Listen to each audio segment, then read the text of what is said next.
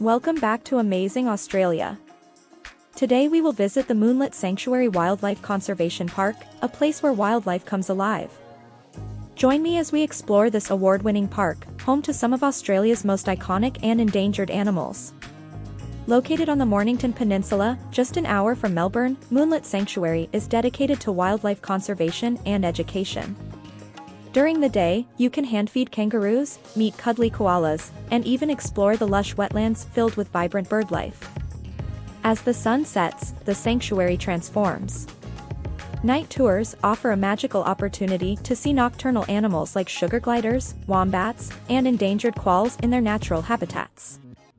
Planning your visit? The sanctuary is open from 9:30 a.m. to 4 p.m., and the last entry is at 3 p.m.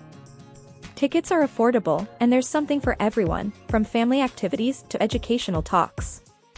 Ticket for adult costs $32 Australian, while for children aged 4 to 17 years old, it costs $16 Australian.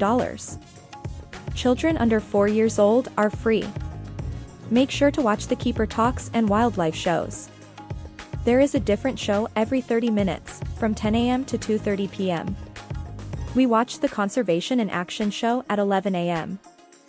The first segment of the show is about quolls. Australia. Their better-known cousins are the Tasmanian devils, but of course, as the name suggests, you can now only find devils in Tasmania, whereas these guys are still found along the east coast of Australia. Now, being a carnivore, he likes to eat meat, and he has quite a wide variety of food, which includes mammals, small mammals, birds, reptiles, and insects. And these guys will also climb into trees and raid birds' nests in search of eggs. They're actually very agile and can spend up to 10% of their life up in the trees. Now Leo, he's about 8, almost 9 months of age, and when he was a lot younger, of course, he was born to his mum. And being a mastiff, all these guys are pouch mammals. So he was one of 4 joeys, or babies, born to our breeding pair of spot-tailed quolls. Sadly, Leo, he was the runt of the litter, and so Keandra here actually took him home and hand-raised him. Now, sadly for spot-tailed quoll populations, these guys are classed as endangered. Habitat fragmentation as well as habitat destruction is, of course, declining their numbers. That and the fact that cats and foxes, invasive predators, will not only outcompete quolls for the same food source, but can also see quolls as a food source as well. And of course, the baiting regime to kill foxes, the meat baits will also indiscriminately kill quolls as well. Now, it is not all bad news for the spot-tailed quoll, even though the numbers have reduced. There was an area in the Grampians where quolls had been seen, but not in the last 160 years. They thought in the area that the quolls were actually extinct until a couple of years ago they were rediscovered by accident. So surveillance cameras set out for the endangered species for the Brush-tailed Rock Wallaby Recovery Program actually caught footage of spot-tailed quolls walking in front of their... The second segment of the show is about owls. Two basic types or groups of owls. We have sight owls and we have hearing owls. So sight owls are things like barking owls and bubok owls, which have large yellow eyes and a hawk-like appearance, a rounded face, and they use their eyesight to find their food. Charlie, being a hearing owl, has a facial disc.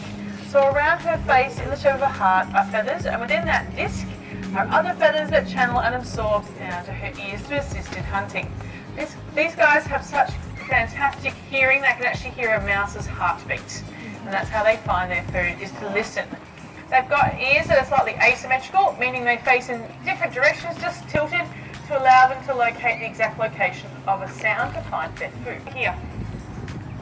So she can hear me. She's basically just a teenager at the moment, so she's going through her rebellious stage. I'm here.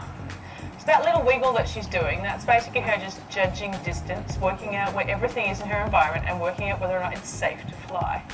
Charlie, I'm over here. A second, you can see they're completely silent. Come on. She wants to make me go closer. I wonder who's training who sometimes.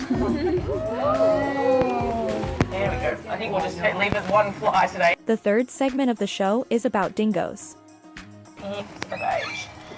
So dingoes are not actually a breed of wild dog. Some scientists believe these guys are descendants of Asian grey wolves, whilst others believe they're actually just a species of wolf all on their own. Either way, you can see lots of wolf-like pictures. Guys, just make sure you take a seat and stay seated. Just so you don't distract the animals. Especially with this one. This one can get very easily distracted. Now you can see those beautiful ears that will always stand up that allow them for listening, and a big, beautiful bushy tail. In the wild, they will not bark because they don't have a true bark. They will howl because howling is a much better form of communication as it travels a further distance, and that's really important for dingoes because in the wild, these guys live in a group or a pack in their environment. They also increase biodiversity simply by balancing out the ecosystem they live in, and will also manage kangaroo and wallaby numbers.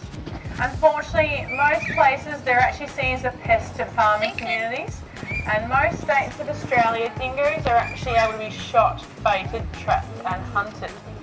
Now here in Victoria, we are fortunate enough that these guys are classed as a protected species and a native species, but unfortunately due to hybridisation or the ability to breed with domestic or feral dogs has actually meant a lot of the pure dingo line has been bred out. In the wild, not only behaviours that we can get them to do on stage, but also husbandry behaviours as well to allow us to check them over willingly. So we have to make sure that they have lots of different food enrichments, training sessions, and of course this show is great fun for the dingoes. Now, if you'd like to get your last photograph, she is very good at looking at the audience. She does take very long stares into the audience, whereas her sister Cinder likes to do everything at super speed. So we'll go to the other side. And of course every animal at the park has some form of enrichment. Our dingoes get complex enrichments, which includes the show, but our yabby, he's very simple and he just gets a carrot on a string. And that's his enrichment. He thinks that's pretty cool. Yeah. Go on, Amber. I reckon just one more little photograph. One more. By the way, it's hard to get to look away from food, but peanut butter is our secret. Guys, would you give Amber a really big round of applause? Thanks, Amber! The fourth segment of the show is about cockatoos. Areas of Australia, inland of the coast. These guys can be found in either pairs or small flocks if resources are right. Now, resources include things like food, water, and again, like many of our beautiful animals, nesting sites. Now, when a major mutual pair want to breed, they've got to find an old growth tree to find a nesting hollow. And the male and female actually chip away at the bark to make sure the nest is big enough for them to lay their eggs. Now, unfortunately, due to habitat destruction and cutting down many of our old growth trees, we've actually lost a lot of these hollows. And not only are there less of these old growth trees around, but the competition for these hollows is very fierce with many Australian animals. So not only will parrot and cockatoo species call these their homes, but owl and the parrot and glider species as well. Now, sadly for major miniature cockatoos, these guys are classed as a threatened species here in Victoria. Now, Ali, again, just like Amber, is a really super intelligent bee. He likes to make sure that he's the star of the show. He also likes to make sure that we know he's the boss around here. But we do need to make sure that he gets really fun time out here. So we like to teach him new behaviours as well. Some of the new behaviours we've taught him is to turn. Yay. He's also taught himself to talk. Of course, parrots mimic. So he's taught himself to say things like, "Hi, Ali," and "Good boy, Ali." Even when he's not being a good boy, he'll still praise himself quite happily. He does his own training sessions in the enclosure all by himself. He does not need us most days. The other cool thing I taught him recently, very smart, took me 20 minutes to teach him, was play. Aww. He's a very super intelligent bird. There you go. A bit of a turn there, a bit of a pirouette. Can you grab the seed, not my finger? That'd be really good. Turn. So it's a bit cheeky some days. There we go. And what about just a wave? Wave. Wave. There we go. And I reckon we'll do one more. We reckon. Wave goodbye to everyone. Yeah. Bye. Alright, Ali, would you mind giving him a really big round of applause? Thanks, Ali. Now, does The fifth segment of the show is about the tawny frogmouth. their mouths to catch their food. He will catch and swallow anything that goes down in one bite. So things like small mice, lizards, frogs and insects, of course being nocturnal, these guys love to eat moths. And how he catches those moths is actually pretty cool. He will sit in the tree and he'll turn around hopefully to show you all. Come on, right around Charlie. He will sit in the tree and he'll open his mouth up really wide. Open up. Whenever you're ready. Just open your mouth really wide for me. There we go. Now that big yellow mouth, of course, being a bright colour, it'll attract insects towards him. And then they're almost like whiskers. They're little sensory feathers sitting just there on top of his head. And they allow him to sense the wing beats of moths flying past. So often you can see tawnies on power lines, under porch lights, sometimes diving in front of car headlights to catch moths on the wings. So sadly for tawny frogmouth, road trauma is a big problem for these guys and actually many of our Australian animals. Now, I will move him over here, because over here, he does what tawnies do best. Absolutely nothing. These guys don't have any defences against predators, so when they feel scared or worried, they just stay still. These guys are masters of camouflage.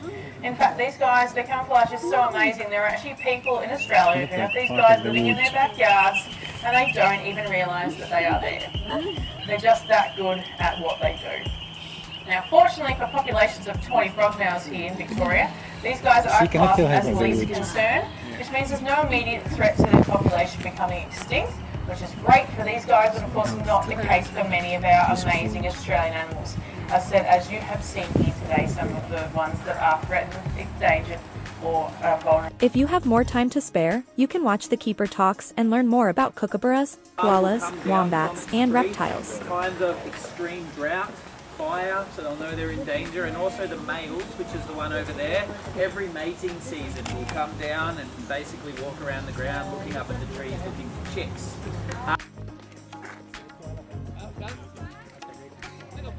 Thanks for joining us on this adventure through Moonlit Sanctuary. Whether you're a wildlife lover, a photographer, or just looking for a fun day out, this place is a must visit. See you next time and subscribe for more adventures.